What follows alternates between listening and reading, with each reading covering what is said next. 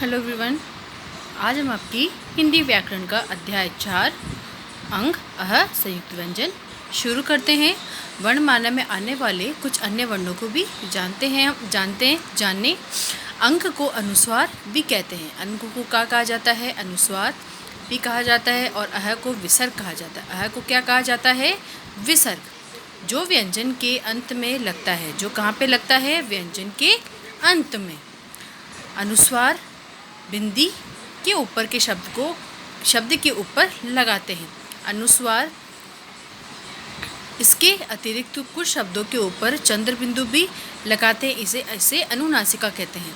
कुछ शब्दों के ऊपर क्या लगाते हैं हम? चंद्र बिंदु लगाते हैं। इसको क्या कहते हैं? अनुनासिका कहा जाता है। अंग को क्या कहा जाता है? अनुस्वार कहा जाता है। और विसर्ग शब्द के व्यंजन के कहाँ पे लगाया जाता है? अंत में। और अनुस्वार बिंदी के रूप में शब्द के ऊपर लगाया जाता है। अनुस्वार कहाँ लगाया जाता है? बिंदी के रूप में शब्द के ऊपर। अनुस्वार हमने दिख रहा है, ये कहाँ लगाया जाता है? बिंदी के रूप में शब्द के ऊपर। इसके अतिरिक्त चंद्र बिंदु भी लगाते हैं। इसके लिए हम क्या लगाते हैं? चंद्र बिंदु भी लगाते हैं। उसको क्या कहते हैं? अनुनासिका कहते हैं। आइए कुछ एग्जाम्पल देखते हैं इसके। जैसे यहाँ पे हमने क्या लगाया है ऊपर? चंद्र बिंदु। इसको क्या कहेंगे हम? अनुनासिका। यहाँ पे भी चांद के ऊपर शब्द के ऊपर हमने क्या लगाया है? चंद्र बिंदु। दांत में भी किसका यूज़ होता है? चंद्र बिंदु का। उसके अलावा सांप में किसका यूज़ होता है? चंद्र बिंदु का। उसके अलावा अनुस्वार, हंस में क्या लगा है? अनुस्वार। शंख, चंचल, मंजन, इसमें ऊपर हमने शब्द के ऊपर क्या लगाई है? बिंदी। तो ये क्या है? अनुस्वार। अब उसके बाद में शब्द के अंत में लगने वाला, अंत में क्या लगाया जाता है? विसर्ग लगाया जाता है। जैसे नमः में अंत में हमने क्या लगाया है? विसर्ग।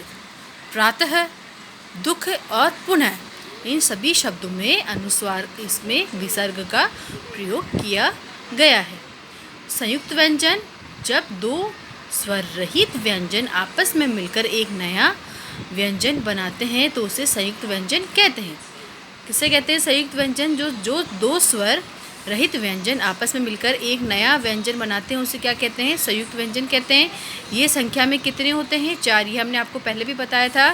संयुक्त व्यंजन संख्या में कितने? श, त्र, ग और श्र। ये क्या है? संयुक्त व्यंजन। इसके देखते हैं अब। श, त्र, ग और श, इसके कौन से आपस में मिलकर कौन से शब्द बनते हैं उसके बारे में देखते हैं। श प्लस कृत प्लस ग्रत, क्षत्रिय, क्षेत्र और अक्षर। उसके बाद कृत प्लस र, त्रिदेव, त्रिभुज, त्रिशूल। अब ग से ज प्लस ण, ज्ञान, यज्ञ, ज्ञानी। श प्लस शत्र प्लस र, श्रवण, श्रमिक और श्रम। ये इनसे बनने वाले शब्द हैं। व्यंजन आपस में मिलकर एक नया व्यंजन बनाते हैं। जो दो स्वर रहित व्यंजन आपस में मिलकर एक नया व्यंजन बनाते हैं तो उसको क्या बोलते हैं? संयुक्त व्यंजन।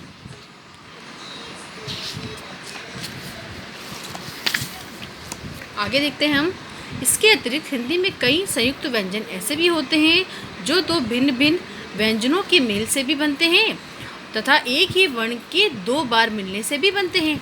इसके अलावा हिंदी में संयुक्त व्यंजन ऐसे भी होते हैं जो भिन्न भिन्न व्यंजनों के मेल से भी बनते हैं और एक ही वर्ण को 2 बार मिलने से भी बनाए। जैसे एक ही वर्ण यहाँ पे प, आधा, क और का।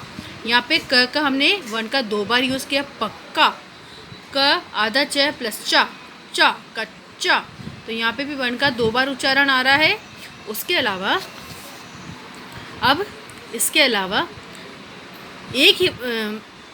दो भिन्न भिन्न को व्यंजन दो भिन्न भिन्न वर्ण से भी मिलता है। जैसे भ, आधा, क और त। भक्त, सख्त, ग्वाला, चिन्ह, गट्ठर, मक्खी, 11, बूढ़ा और द्वार, जो दो भिन्न भिन्न व्यंजनों के मेल से बनते हैं। और उसके अलावा 2 बार मिलने से भी बनते हैं। कौन कौन से बने? 2 बार, पक्का, कच्चा, बच्चा। यहाँ पे 2 व्यंजन का उच्चारण 2 बार हुआ है इसका मेल। गुब्बारा, अम्मा, फव्वारा, दिल्ली, गुस्सा आदि शब्द हम इसके मेल से बनाए जाते हैं। इसके अलावा अंग और अह को हम क्या कहते हैं? अयोगवाह भी कहते हैं, क्योंकि ये ना स्वर है ना ही ये व्यंजन है। जब एक ही वर्ण दो बार मिलते हैं तो उनसे मिलने वाले व्यंजन को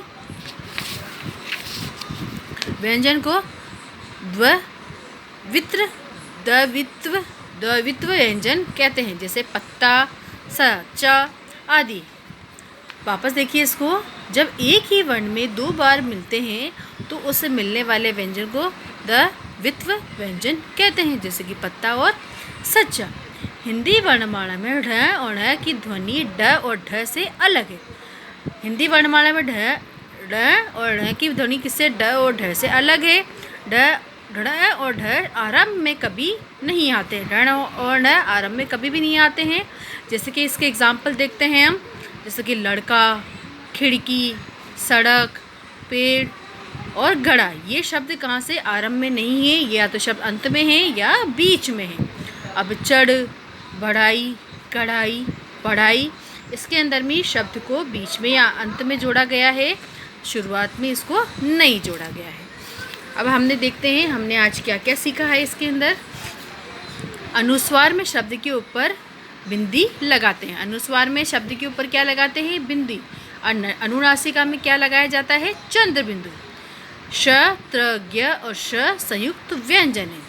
इसके अतिरिक्त दो व्यंजनों के मेल से और भी संयुक्त हिंदी में आते हैं। दो व्यंजनों के मेल से बने और भी संयुक्त व्यंजन हिंदी में आते हैं। तो बच्चों, आई होप आपको ये चैप्टर समझ आ गया होगा। Thank you for today.